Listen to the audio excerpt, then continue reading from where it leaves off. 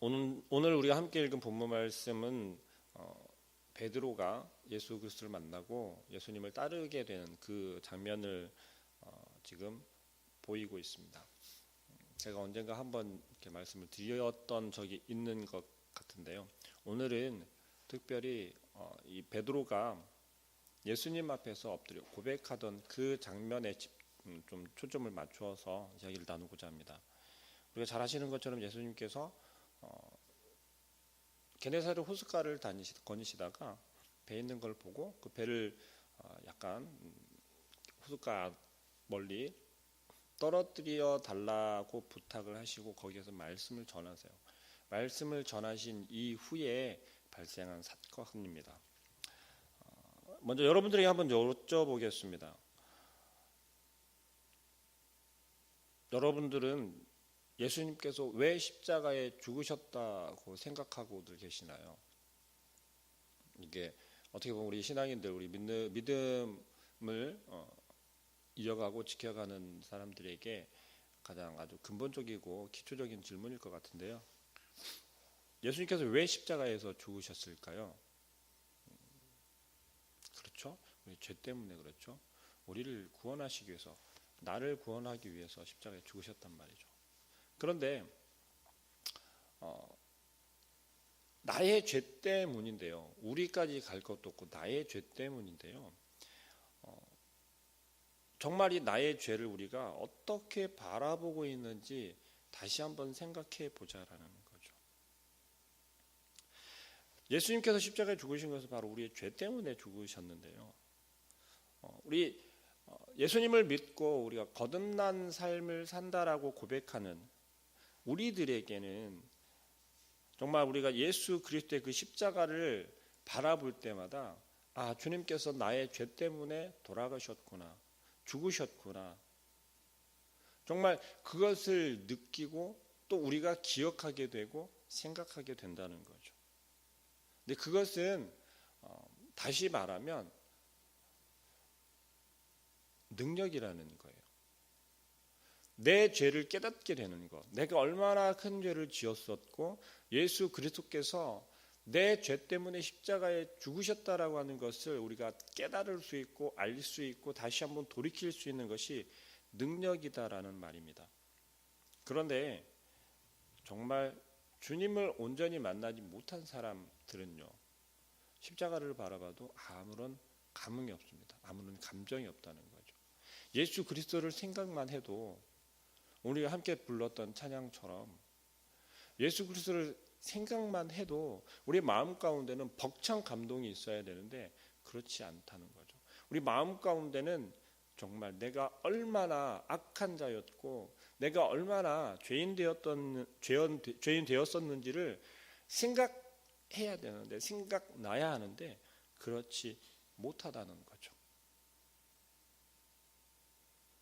여러분들은 스스로 그렇게 많이 생각하십니까? 내가 정말 얼마나 많은 죄를 지었고 내가 얼마나 죄인인지. 아니면 나를 바라보지 못하고 정말 내 눈에 보이는 어떤 사람이, 옆에 있는 사람이, 아니면 우리의 교회 다니지 않는 사람일 수도 있습니다. 그 사람들을 바라보면서 그들이 죄를 지은 것에 대해서 얼마나 경멸하거나 나쁜 놈이다라고 이야기를 하거나 욕을 하거나 정죄하거나 혹시 그런 적이 있으십니까? 만약에 그런 마음이 정말 나를 바라보지 못하고 그들을 경멸하거나 그들을 정죄하였었다면 다시 한번 우리 자신을 스스로 바라보아야 할 것입니다. 오늘 본문 말씀에서 베드로가 예수님을 만나고 어떻게 했냐면요, 이런 고백을 합니다. 시몬 베드로가 이를 보고 예수의 무릎 아래 엎드려 이르되 주여 나를 떠나소서 나는 죄인이로소이다 라고 고백을 해요. 나는 내가 얼마나 죄인 되었었고 예수님을 알기 이전에는 정말 죽을 수밖에 없는 사람이었는지를 예수 그리스도 바로 이 십자가를 바라보면서 깨달을 수 있어야 한다는 겁니다. 우리가 다윗을 생각할 수 있습니다. 다윗은 어떤가요? 다윗은 바세바를 보고 한눈에 반합니다. 그래서 어떻게 하죠? 가늠하게 되잖아요. 그런데 이 다윗이 취한 행동을 보면 바세바를 가늠하고 나서 그것을 감추기 위해서 정말 해서는 안 될 일을 벌이게 되죠. 그게 뭐죠? 바로 바세바의 남편인 우리아를 죽이게 됩니다. 그것도 가장 충신이다라고 할 수 있는, 다윗을 정말 충성스럽게 따르던 장군이었어요. 그런데 그 우리아를 죽이게 돼요. 그때까지만 해도 다윗은 자기가 무슨 일을 저지르는지를 알지 못해요. 망각하고 있었던 거죠. 하나님께서 다 보고 계시고 지켜보고 계시고, 근데 그것을 다윗은 느끼지 못했어요. 그러다가 나단 선지자가 이러한 이야기를 하죠. 양모를 거느린 어느 부자가 가난한 사람의 어린 양을 빼앗아 손님을 대접했다라고 하는 나단 선지자가 다윗을 향해서 이야기를 하죠. 무슨 얘기입니까? 다윗 왕이여 회개하소서, 하나님께서 알고 계십니다 라는 말을 했을 때 다윗은 오히려 나단 선지자에게 엄청난 화를 내죠. 그때까지도 알지 못했다라는 거예요. 누군가가 우리의 잘못을, 우리가 잘못 가고 있는 것을 지적할 때, 이야기를 해줄 때 우리는 어떻게 해요? 내가 지금 잘못하고 있거나 나를 다시 한번 돌이키거나 내가 다시 아버지 하나님 앞에 엎드려야 하는데 그러지 못하고 오히려 화를 낸다는 거죠. 너 요즘에 좀 기도 생활 잘 안 하는 것 같아. 농담처럼 혹은 진담처럼.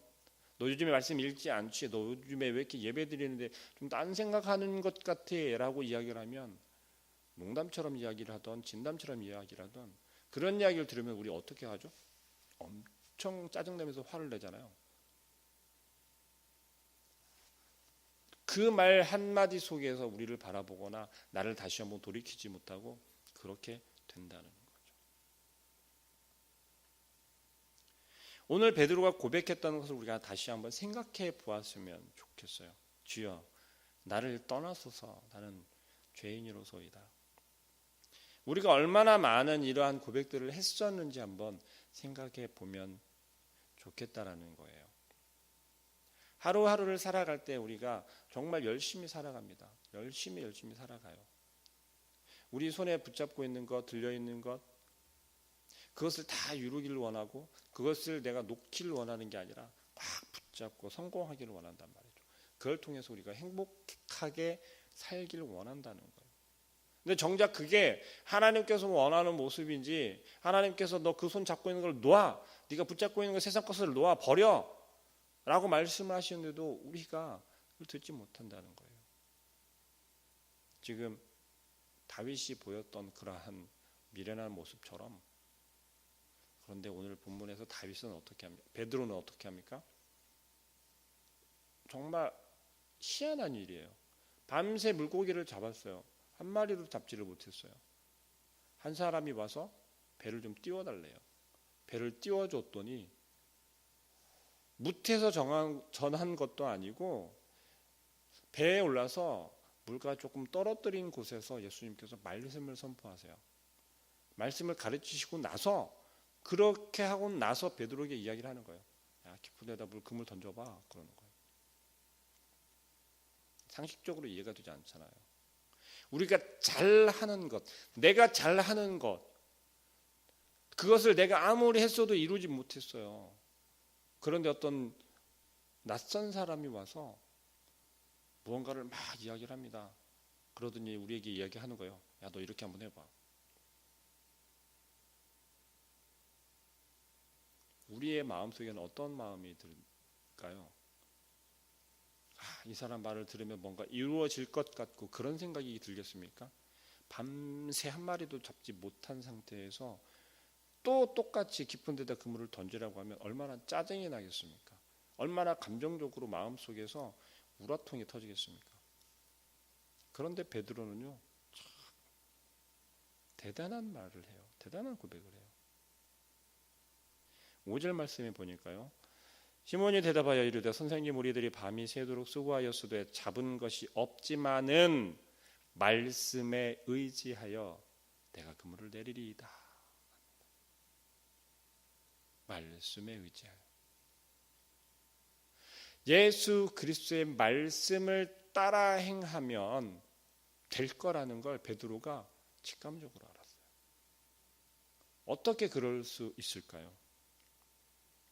어떻게 예수 그리스도의 말씀하시는 것을 보고 듣고 베드로는 깨달을 수 있었을까요? 그것은 다른 게 아니에요. 예수님께서 배에 올라서 사람들에게 말씀을 선포하실 때부터 베드로에게는 점점 감동이 일어났었던 거예요. 다시 말하면 우리가 표현하는 말로 영이 띄어지게 되었던 거죠. 예수님의 말씀을 들을 때. 우리는 예수님의 말씀을 얼마나 들으려 합니까? 우리가 말씀을 들으려 하기보다는 우리가 이해하고 보려고 하는 게 더 많지 않나요? 예수님께서 말씀하시는 것을 그대로 우리가 받아들이거나 내 마음속에 새겨서 그 말씀대로 내가 살겠습니다 고백은 하는데, 그러면서도 우리 머리에서는 어떤 생각들을 하고 있습니까? 그 말씀은 이랬고 우리가 지식적으로 경험적으로 그 말씀은 이랬으니까 그렇게 판단하게 된다는 거죠. 베드로는요, 온전히 예수님께서 말씀하시는 것을 들었어요. 베드로의 고백은요, 이게 정말 순진한 그러한 고백이에요. 그랬기 때문에 베드로가 닫혀 있었던 그 영의 눈이 뜨여지게 된 거라는 거죠. 우리의 마음 속에는 어떠한 마음들이 있습니까? 하나님의 말씀을 매일매일 듣습니다. 하나님께서 우리에게 말씀하시는 그 음성을 듣기를 원하죠. 그런데 그렇게 간절히 원하는 마음들이 어느 순간 예수님을 생각해도 아무런 감정이 없어지는 거예요. 아무런 느낌이 없어지는 거예요. 예수님께서 말씀하시는 걸로 생각하는 게 아니라 그저 우리 눈에 보이는 글씨로만 생각하게 되는 거죠. 우리에게 말씀하시는 음성들을 들을 때 우리가 어떻게 생각하냐면 그냥 짜증스럽게 귀찮게 우리 자녀들에게 이야기하는 것처럼 잔소리처럼 여겨진다는 거죠. 우리가 영의 눈이 닫혀져 있고 우리의 마음의 문이 닫혀져 있을 때는 어떠한 상태가 되냐면 23장 누가복음 23장 34절 말씀에서 어떤 장면이냐면 예수님께서 이제 죽으시기 전이에요. 십자가에 못 박혀 죽으시기 전에. 예수님은 십자가에 못 박은 사람들이 자신들이 얼마나 큰 죄를 지었는지 망각하고 있을 때, 그때 예수님께서 기도하셨던 장면이에요. 아버지, 저들을 사하여 주옵소서. 자기들이 하는 것을 알지 못함이니이다.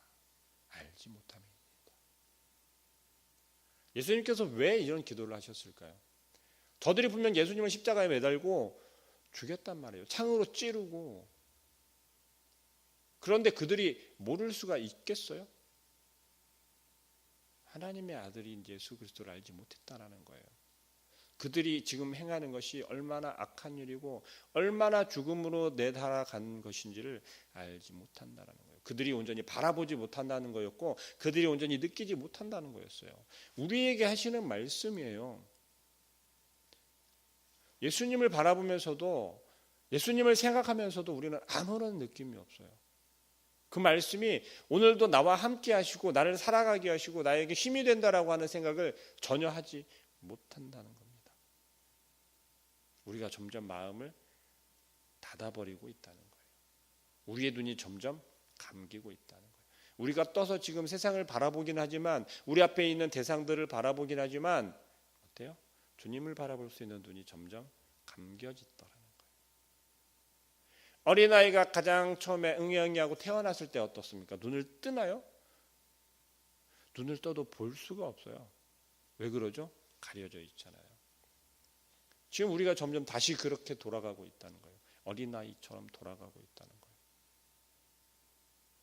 오히려 어린아이처럼 돌아간다면 감사해야 할 것 같습니다. 왜요? 어린아이로 돌아간다면 다시 그 말씀대로만 따라갈 수 있는 상태가 기회가 주어지니까요. 어른이었으면 어른이 자기 의식대로 내 의식대로 내 생각대로 내가 눈을 감고 싶을 때 감아버리고 예수님을 보기 싫다고 눈을 감아버리고 하나님의 음성을 듣기 싫다고 귀를 닫아버리면 얼마나 안타깝습니까? 그런데 다시 어린아이처럼 우리가 돌아간다면 내가 원하지 않지만 점점 내 눈이 감겨지고요. 가리워지는 거예요. 그러면 어떻게 해요? 하나님께서 다시 한번 그 눈을 뜨여지게 하시고 가리워진 것을 치워주시면 볼 수 있다는 거예요. 그렇게 순수하게 순진하게 어린 아이와 같이 돌아간다면 우리는 다시 한번 기회가 있다는 거예요. 내가 한번 경험했었으니까, 내가 한번 주님을 알았으니까, 음성을 들었으니까, 만났으니까 라고 하는 기억 때문에 계속해서 우리의 눈이 감겨지는 것을, 가리워지는 것을 그냥 내버려 두면 안 된다는 거예요. 그 눈이 뜨여졌을 때 그 유대인들이 고백하잖아요. 우리가 어찌하냐, 우리가 어찌할꼬. 그러면서 울부짖을 때 베드로가 앞에 나와서 그 예수님을 전하잖아요. 그랬을 때 그들이, 예수님을 십자가에 못 박았던 그들이 어떻게 됩니까? 회심하고 변화되잖아요. 3,000명, 5,000명씩. 이 베드로의 설교를, 베드로가 전하는 그 예수 그리스도를 듣고 그들이 영접하면서 변화되잖아요. 우리에게도 내가 얼마나 죄인인지 내가 깨달는 그 순간 우리에게는 다시 한번 기회가 주어진다는 거예요. 어떤 기회입니까? 내가 살아날 수 있는 기회예요. 내가 다시 한번 살 수 있는, 내가 주님을 볼 수 있는, 주님의 음성을 들을 수 있는 그런 기회가 우리가 다시 한번 주어진다는 거죠. 우리가 얼마나 큰 죄인이고 악한 죄인인지를 깨닫는 것이 바로 거듭난다라고 하는 것. 이 거듭난다라고 하는 것은 주님과 함께하는 삶을 이야기를 해요. 우리가 거듭난다라고 하는 새로워진다라는 거예요. 새로운 모습으로, 새로운 나로 다시 태어난다는 거예요. 제가 말씀드렸잖아요. 우리가 자꾸 가리워지고 눈이 감겨져서 어린아이와 같이 다시 돌아간다면 하나님께서 우리의 눈을 다시 한번 뜨게 하시고 우리 귀를 다시 한번 열어주시고 우리가 예수 그리스도와 함께 다시 살아갈 수 있도록 새로운 생명을 주신다는 겁니다. 우리는 그러한 경험이 있지 않습니까? 주님을 만나고 주님을 만남으로 우리가 정말 격한 감정에, 격한 기쁨에 우리가 감사하고 찬양했던 경험들이 있잖아요. 그것을 아는 우리들은 정말 내가 얼마나 큰 죄인인지, 악한 죄인인지를 깨닫는 것이 얼마나 감사한 일이고 오히려 그것이 우리에게 능력으로 나타난다는 것을 우리는 아마 잘 알고 있을 겁니다. 그렇다면 어떻게 해야 될까요? 우리가 다시 한번 우리의 마음속에 나는 정말 잘하고 있다. 나는 정말 하나님 말씀대로 신앙생활 잘하고 있다. 물론 잘하고 있으면 감사할 일이죠. 그런데 내가 죄인이었던 건 생각하지 못하고 지금 열심히 내가 앞에만 나와 있다라고 우리의 정말 처음 신분이 어땠는지를 망각하는 것은 예수님으로부터 다시 점점 멀어질 수 있다는 거죠. 우리가 늘 나는 죄인입니다. 내가 얼마나 큰 죄인이었습니까? 내가 죄인임을 깨닫고 그 죄인인 것을 고백하면서 하나님께, 주님께, 주님, 내가 다시 나왔습니다. 내가 다시 주님을 온전히 볼 수 있게 해주십시오.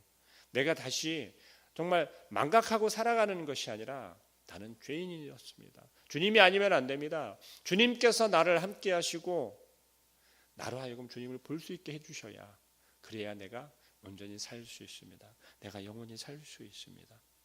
그래서 하나님 나라에 내가 갈 수 있기를 원합니다. 내 눈이 가리워져서 바라보지 못하는 것이 아니라 다시 한번 온전히 주님을 바라보기를 원합니다. 베드로의 고백처럼 주여 나를 떠나소서 나는 죄인으로서이다 했을 때 주님께서 베드로를 부르셨던 것처럼 우리가 나는 죄인입니다 고백할 때 예수님께서 다시 한번 우리를 불러주실 거라 믿습니다. 오늘 하루하루를 살아갈 때 우리가 이러한 삶을 살아갈 수 있도록 주님 내 눈을 뜨게 하여 주시옵소서 내가 듣게 하여 주시옵소서 고백하며 나아가는 모든 우리 성도님들 되기를 원합니다. 기도하겠습니다. 사랑하는